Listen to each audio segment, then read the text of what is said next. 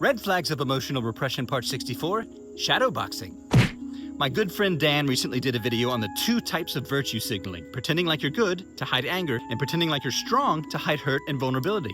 Now, it's important to point out that the reason anger repressors hide their anger is because they hate anger, and the reason hurt and vulnerability repressors hide their hurt and vulnerability is because they hate hurt and vulnerability. We repress and hide the emotions that we hate. But why do we hate them? Great question, engaged citizen who's tracking what I'm saying. We hate them because we likely had people in our lives early on who didn't take responsibility for their emotions and misused them against us.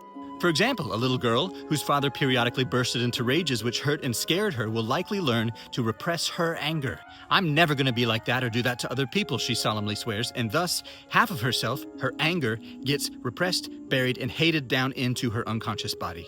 And the virtue signaling begins. Now, since she's repressed her anger, she has to pretend to be a good person and suffer for the rest of her life. Now, for the inverse, let's say she's got a little brother who, in witnessing father's rage outbursts against his big sister, more so happens to notice that here's mom over here doing nothing and staying quiet while dad freaks out.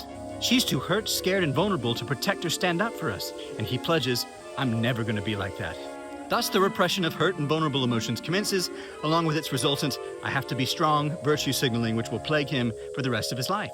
Now, that's a lot of much-needed exposition to lay out what shadowboxing is. Simply put, shadowboxing is anger repressors hating anger in others and hurt and vulnerability repressors hating hurt and vulnerability in others. If I'm not allowed to feel and express it, then neither are you, and if you do, then you're in real trouble with me. And let me tell you just how widespread and rampant this shadowboxing phenomenon is. Ready? It is literally the reason that people get upset with other people. We think that it's the men versus the women, or the liberals versus the conservatives, or the religious versus the irreligious, or the addicts versus the codependents, or any number of a million other philosophical disguises for emotional repression. But at the end of the day, it's just this. If I can't fully feel and express what's true, then neither can you. And if you do express what I'm not allowed to, I'm gonna box my shadow in you.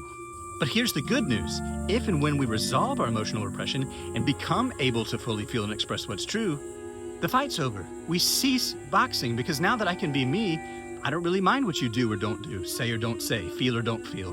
And that, which we could also call the end of codependency, is pretty freeing. So if you'd like to start reversing and resolving emotional repression and stop shadowboxing, tap it.